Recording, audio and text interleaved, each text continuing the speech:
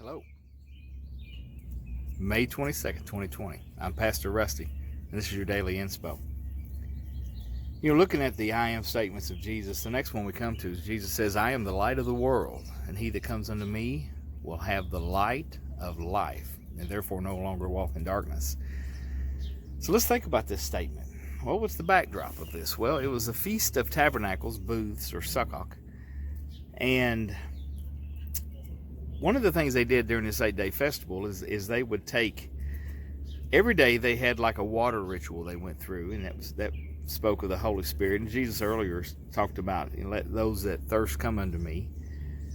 And that made people mad. But this festival lasted 7 days, and on the 8th day was a great high day. And then every evening they would light these 4 big menorahs in the temple courtyard, and it would light and it would cast a golden glow on everything, and it was a representation of the Shekinah glory of God that lit the tabernacle when they were in the wilderness, and resulted in the glow that Moses had when he went in before the Lord. And so they had this great season of celebration. It was a very joyous occasion, and there was a lot of celebration. There was dancing all night long around these menorahs, and the pious men would dance and be in the courtyard, and the women would watch from lofts and things around, and it was a great time in Israel, and they would sing the Hallel songs, the psalms that were, for praising and rejoicing, and they were celebrating the coming light that God had promised. And Isaiah even promised a great light that would come, that no other light was going to be like. And so they had this kind of a double meaning in all this. They had the light of the Shekinah glory of God, the presence of God. Then they had the promise of the coming light. Well, every night they would light these things and they would burn, and there was different things they would do. The Levites would play harps, and there was music, and there was celebration, and there was just this joyous occasion. And Christ would go to the temple, and during this festival, and he would be there, and one night, the great night, the last night, as probably all the celebrations are going on, and some theologians even think maybe when they were snuffing out the lights at dawn and it was quiet and everything had calmed down, Jesus stood up and said, I am the light of the world. Well, that didn't cause any small turmoil. They sought to kill him, and this was probably his last celebration. This is the last festival in the season of festivals that lasted for a year.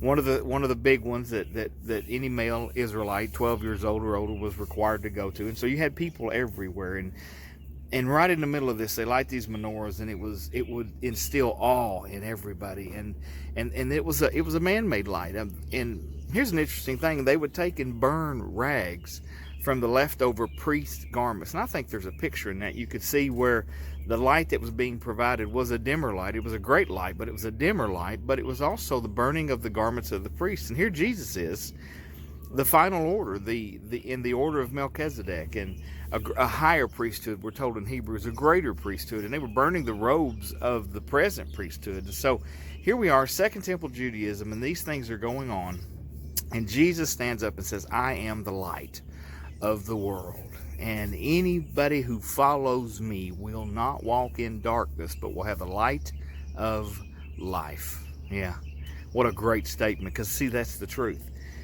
When we give our life to Christ, when we come to him, he does provide that light, and it is the light of life, because it's a higher path, it's a greater path, it's a lighting path that we walk on, and where it was once darkness and we were in confusion and we were lost and we were wayward and wandering, he then provides the light for our everyday walk.